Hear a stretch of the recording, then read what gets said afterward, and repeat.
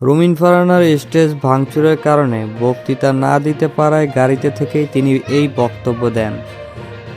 আমার প্রতিপক্ষ বা প্রতিদ্বন্দ্বী তাদের লোকজন গিয়ে ওই স্টেজ ভেঙে দিয়েছে এবং আজকে বাধ্য হয়ে আমি আপনাদের দরজায় দরজায় গিয়েছি, শেষমেশ গাড়ির উপরে দাঁড়িয়ে বক্তৃতা দিচ্ছি।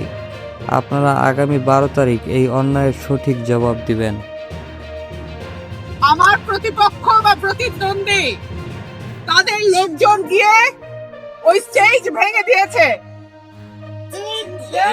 এবং আজকে বাধ্য হয়ে আমি আপনাদের দরজায় দরজায় গেছি, শেষমেশ গাড়ির উপরে দাঁড়িয়ে বক্তৃতা দিচ্ছি।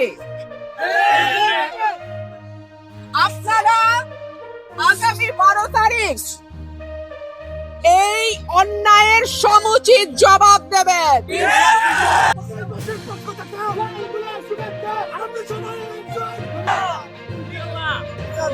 আমি চিত্রা নদীর উপরে যে রাস্তাটা, ব্রিজটা, সেইটার ডিও লেটার আমি যখন সংসদ সদস্য ছিলাম তখন দেয়া হয়েছে।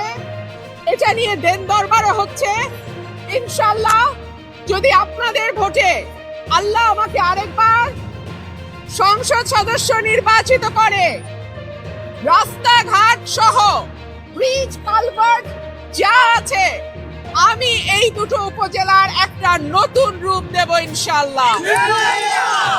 আমাদের যে পরিকল্পনা যেটা আপনারা চেয়েছেন, রাজাপুর কাকরিয়া ধোবাজাইলের যে রাস্তাটা, সেইটা আল্লাহ যদি আপনাদের ভোটে আমাকে এমপি নির্বাচিত করে, সেই রাস্তা আমি শুরু করব এবং ইনশাআল্লাহ 5 বছরের মধ্যেই সেটা আপনারা দেখতে পাবেন।